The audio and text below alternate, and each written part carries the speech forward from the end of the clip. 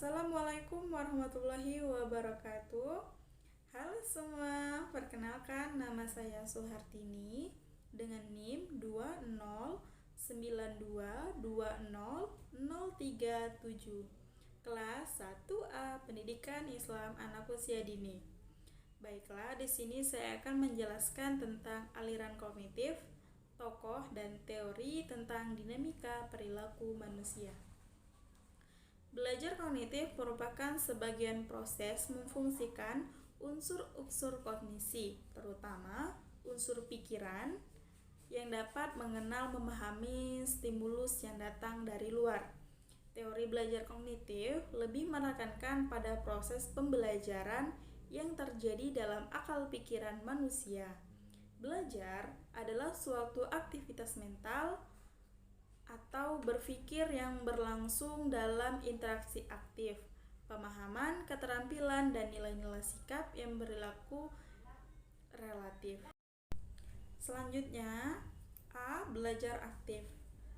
Proses pembelajaran aktif misalnya melakukan percobaan sendiri, bertanya sendiri kepada guru, dan membandingkan penemuannya sendiri dan mendiskusikannya kepada guru atau teman-teman sebayanya.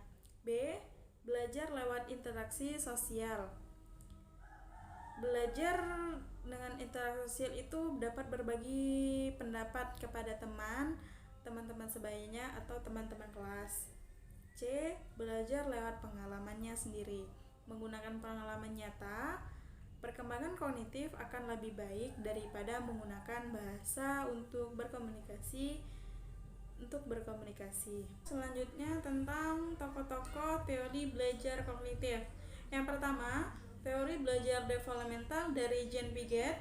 Di dalamnya itu terdapat tahap sensori motor, tahap pre-operasional, tahap kontra-operasional, dan yang keempat tahap formal operasional. Dan yang kedua, teori kognitif menurut dari Abswell. Yang pertama, belajar dengan penemuan bermakna. Yang kedua, belajar dengan ceramah yang bermakna.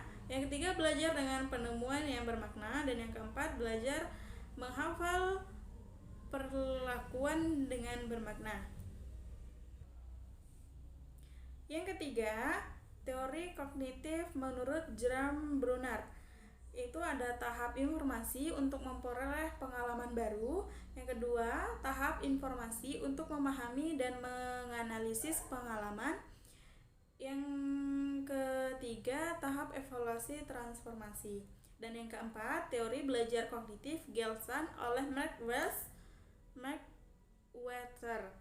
Tingkat kejelasan keberhatian apa yang diamati dalam situasi belajar adalah meningkatkan kemampuan seseorang.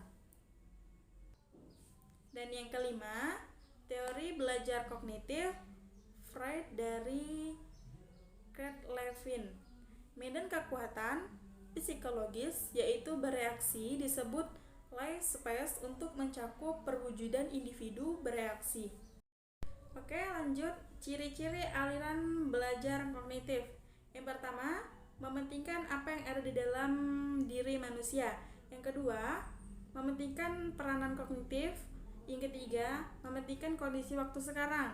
Yang keempat, mementingkan struktur kognitif. Dan yang kelima, mengutamakan keseimbangan diri manusia.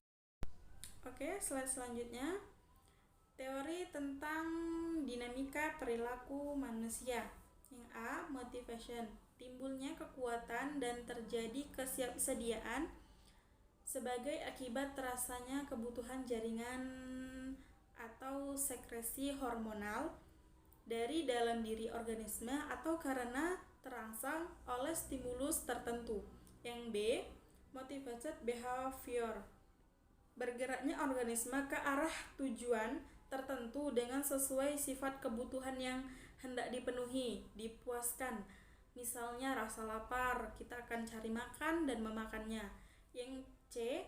Satisfied conditions. Berhasilnya dicapai tujuan yang dapat memenuhi kebutuhan karena maka keseimbangan dan dari dalam diri pulih kembali dan terpeliharanya homogenitas kondisi demikian sebagai rasa nikmat dan puas atau rasa lega. Baiklah, slide selanjutnya. Kesimpulan, teori belajar kognitif memiliki peranan penting dalam mengubah mental dari peserta didik. Maka dari itu, teori belajar kognitif lebih mengutamakan proses pembelajaran daripada hasil dari belajar itu sendiri. Seorang guru yang menerapkan teori belajar selalu percaya bahwa proses pembelajaran bisa mengubah mental dengan cara berpikir yang cukup kompleks, sehingga teori belajar tidak harus dilihat dari perubahan tingkah laku peserta didik, tetapi lebih mementingkan yang dimiliki oleh peserta didik dalam melihat atau menilai suatu hal. Nah, baiklah, hanya itu yang dapat saya sampaikan. Jika ada yang salah, saya mohon maaf. Terima kasih. Wassalamualaikum warahmatullahi wabarakatuh. Dadah.